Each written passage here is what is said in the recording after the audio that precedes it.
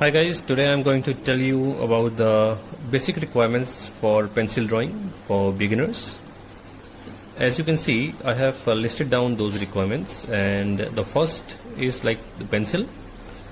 The pencil actually ranges from 10H to 10B, but I would recommend these 4 pencils for beginners.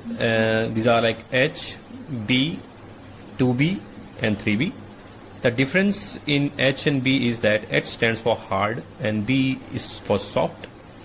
As you move from B to 2B, 3B, the shades gets more darker, and similarly as you move up from H to 2H, 3H, the shade gets lighter.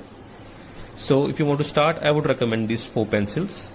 And as you can see in this illustration, the shade, as you can see, for H is lighter as compared to B. Similarly 2B and 3B, the 3B looks a little bit more darker compared to all of them. Now moving on to erasers, there are 2 types of erasers which I recommend for beginners. One is the normal eraser called the rubber eraser, which we have been using in our schools, and second is the kneadable eraser.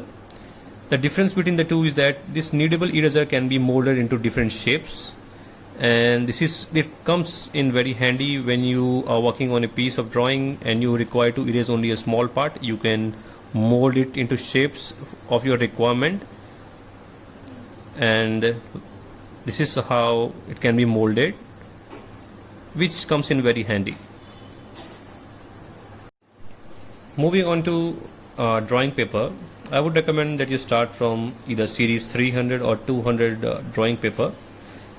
As you can see here, this is a series 300 paper, and it is a bit thicker than generally what we use for writing. The one where I have listed down the requirements is a normal paper, and this is not recommended for drawing as it is very thin. When you draw and when you erase, it gets torn. So series 300 or 200 paper is a bit thicker and it gives you nice shade and is recommended for beginners. Now moving on to scale or ruler. We know there are different types of scales like transparent, steel and wooden, but I would recommend transparent scale for beginners because in my personal experience I have faced difficulty to draw parallel lines when you are using steel or wooden one. So for beginners, let's try with transparent scale first. Now moving on to sharpener, I would recommend beginners to start with a sharpener with 2 openings, as you can see over here.